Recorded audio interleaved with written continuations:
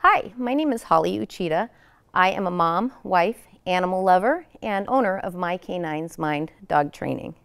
I offer training in a class setting in South Salinas at the Feed Trough Feed Store, and I offer one-on-one classes with my customers where I go into their homes, help them with whatever situation they got going on in their home. We might possibly meet at a coffee store, a beach, or say somebody wants to take their dog into the hospitals. I train dogs for service work, therapy work, search and rescue work, scent work, and basic obedience. This is Zippy. Zippy, his job is just to go around and get pets. He basically likes treats and to be cuddled by people. That's his job, to go and get cuddled. He's a therapy dog. So what is the difference between therapy dogs and service dogs? Well, therapy dogs are trained to help make other people happy. So you may take them in to get pet by other people. Service dogs are trained to help their owner. They typically don't share their dog with other people. That dog's job is to just help somebody who might have some sort of a physical disability. I have coined the term reverse search and rescue. So in search and rescue, we always taught our dogs to do huge circles around us, miles and miles, to look for human scent. But with that training, I reversed that training, and now I go into people's homes and help them keep their dog in close to them while they're walking in the woods or hiking. So I get the question all the time, how did I get started? Well, my passion with this first started when I was going to meet my friend Jean. I think I was in 4th grade at the park in Alaska. And she came walking down the street with her dog Cinnamon. Cinnamon was just sitting right next to her, looking up, tongue hanging out, smiling at her owner, right next to her owner. And I said, I want that. I want that relationship between man and dog. Look at that loyalty. That's what I want. And so my family was a cat family. So that was a little difficult to get a dog into my household. So I just went around the neighborhood playing and rolling around with other dogs, and all the dogs just kind of came to me. They were just drawn to me. And I would just teach them their basic stuff, like sit, stay, come. But it was after the events of 9/11 and watching everything on TV, how the dogs were digging through the rubble and seeing how awesome that relationship was between handler and dog, and how these dogs were helping other people. I decided that I was going to do more than just basic obedience. So I contacted the Monterey County Sheriffs, and they took me to a man named Monty Wrights. He's the one that gave me a lot of my training in search and rescue, nose work and search and rescue work. We also formed a group called MCAETtalks, which stood for Monterey County Search and Rescue Dogs. And we all got together once a week, went and got lost in the woods, and trained our dogs to find each other. What does therapy work look like? If you're a person who loves family and dogs who like to cuddle, this is the job for you. It involves training your dog for your basic obedience, as well as for additional work with things like loud noises. A lot of times pans will be dropped on the floor. Strange movements. A lot of times you have people who are handicapped, so they walk a little differently, and that's a little weird for some dogs sometimes. They need to be trained to be touched by all, everywhere. People will come up and touch your dog on the ears, and kids at libraries will sometimes pull their tails. And so your dog needs to be able to be touched by everyone, everywhere. Where are some of the places that you might go? Well, libraries.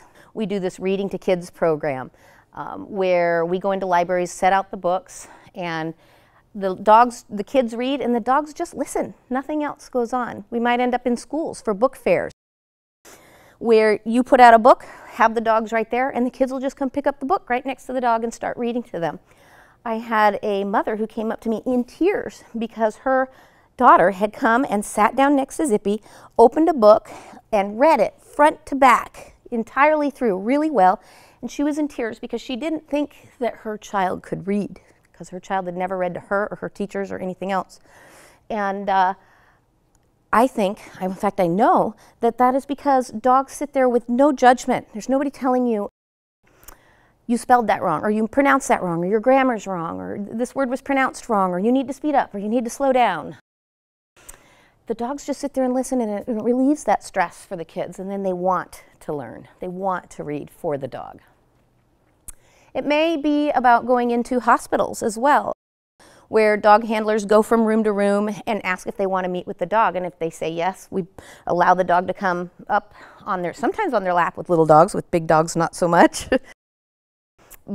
And let them pet your dog while they tell you stories about their own pets. A lot of times they'll get out their phones and show you pictures of their own pets and tell you their stories. And it just puts a smile in their face when they've been in the hospital for so long away from their pets. They start bragging about their own, which is pretty cool.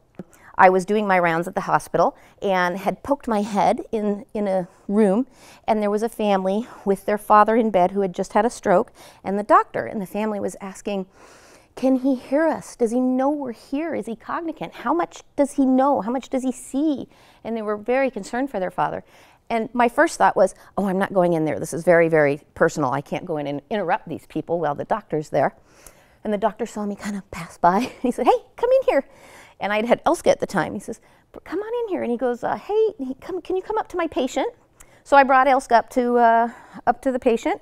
And he put the patient's hand on Elska's back, and he said, this is Elska. She's a therapy dog. She's just here to be pet. Do you want to pet her?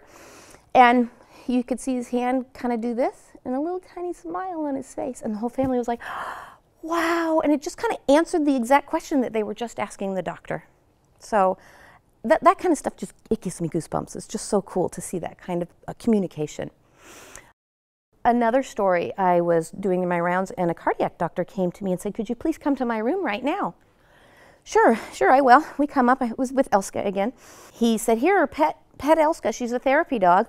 And the doctor was nudging me going, look at the monitors, look at the monitors. And so we were staring at the monitors watching all the vital signs get stabilized.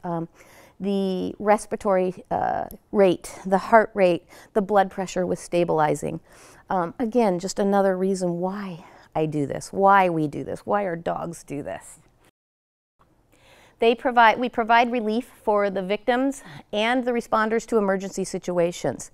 This last 2016 Sobranis fire was a huge effort involving several agencies, such as the Office of Emergency Systems, California State Parks, Conservation Corps, the National Guard, firemen from this state and others, and even people who were there the whole time just washing everyone's laundry or making maps hourly, changing the maps hourly. These people were here forever. They had a very long and grueling days and nights, and I was amazed at how many strong and courageous men would come up to our dogs and just shed a tear. What is my passion? My passion is removing the barrier between the way man and dog think and interact with each other. I like teaching that, like humans, no two dogs are alike, and we all learn differently, including dogs. I love helping dogs while also helping people. I just recently trained a little dog named Sophie to tell her owner when somebody came to her door. Her owner was hearing impaired, and she would tell her owner when someone was at the door by going back and forth from the door when someone rang the doorbell, and it would get her attention to go answer the door. I also taught her to tell her when the phone was ringing so that she could go back and forth between phone and touch the phone and let her owner get to the phone, and then a loved one would be calling and then she could answer it, and then oh, you're all right. The person can now text. I need to get a hold of Verizon and see if they'll do a longer text tone because it's too short to train a dog with. So I also have a desire to learn new things. I just recently went back to Alaska to visit family and was invited to go mushing. Oh, how I would love to go back and do that on a regular basis. So I was invited to go mushing. Actually, it's called scootering during the summer. I went during the summer, and scootering is when you are on it looks like a kid's scooter, but with big mountain bike wheels, and dogs pull you. So during the summer, they still need that exercise. So they pull you on a scooter down dry trails. It was a great, great, great learning experience for me. I loved doing it, but I really keyed in on the lead dog, Guapo, who really fell in love with my son. And I told the owner, I said, oh, he really likes young boys. I mean, she had a job where she couldn't be around a lot, so she was really concerned with having somebody else possibly take Guapo. Said that whoever you have take him needs to have a young boy. And so sure enough, time came, and she gave her dog to a family that was mushing dogs for a lodge in Colorado, and their young boy, they just came together like glue, and he was being homeschooled, and they were having some struggles with getting him to read or wanting to read or write or whatever. I don't really know what the whole story was, but sure enough, as soon as Guapo came into the show, he started to wanting to write about Guapo, read about dogs, and that bond between boys and Guapo, the lead mush dog, I was right on that. It was just very cool to hear that story as well. I love going into people's homes. It's one of my favorite things. I love doing the classes, but I also love going into people's homes to help make their dogs a part of their family. I sometimes deal with behavioral issues. Sometimes it's just, I just want the basic obedience. I just want the housebreaking. Sometimes it's my dog is running out the front door. I don't know what to do. How do I get my dog to stop jumping on everybody? So it's a lot of different things, behavioral things, and some of it's just basic obedience. And so I can really key in on the relationship between the families and the dog's personality and blend them together and make it work. That's kind of my favorite thing to do right now. How can young viewers get involved? Well, start dog sitting in your neighborhood. Offer to walk dogs in your neighborhood. Get your own dog and train it for basic obedience. Join 4-H and train a dog for Guide Dogs for the Blind. You can volunteer to get lost for a group called CARTA. I think that's our most local group, which stands for California Rescue Dog Association. I don't think we have one anymore here in the Monterey County, so you'd have to go to the Santa Cruz County for that. You can join a dog agility group and teach your dog agility. Really good for those high energy dogs. You can apply at your local dog shelter. Spend a lot of time with dogs and their owners. It's really important to know the owners. Your first job might be something like a boarding facility, a veterinarian, a doggy daycare, or a training facility. Look into schools that teach animal behavior. If training dogs is your thing, my hope is that you will not let anyone tell you not to do it. Just go for it. Just do it. Whatever conventions or ways you need to get there, just do it. And don't let anyone tell you you can't. So now we're going to show Zippy coming up on the chair. Zippy, come up. This is Zippy. We're going to do a few tricks. First, he's going to do shake, where he shakes your hand. Yes. Yes is my key word. He's doing exactly what it is I want him to do. Good boy. Zippy, off, down. Yes. Stay. Yes. Release. Yes. Good job. He also knows a cute little trick that actually my kids taught him, and that's bang. So we'll wait till he's done chewing. Bang. Yes. Good job. Good boy. He can go upstairs and downstairs. We'll just use the chair as an example. Zippy, up. Yes. And he can leave it to leave food or whatever else it would be. It could be a bird or a squirrel or something like that. Leave it. Leave it. Release. Zippy. Good. Wait. Wait. Touch. Touch it. Yes. Good job. Good job. Okay. Wait. Touch. Touch it. Yes. Good job. Getting a dog to bark at you on command is really important too. Zippy, speak. Little louder. Speak. Yes. Good job. And you can get that to be louder and louder. I don't know if you noticed that I'm doing hand signals as well.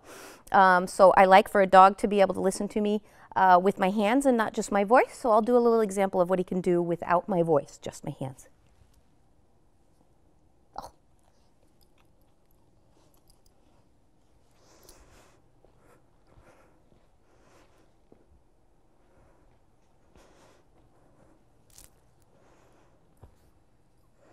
Yes, good job.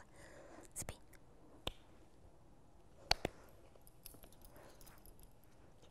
Good job. There we go. I could attempt to do the bang without saying it. Zippy, down. Sit.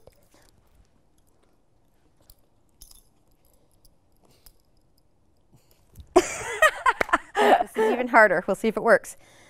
Leave it. Zippy, come. Leave it. Come. Sit. Yes, good boy. Thank you all for hearing us and for listening to Zippy too, doing his little growling. You have been great.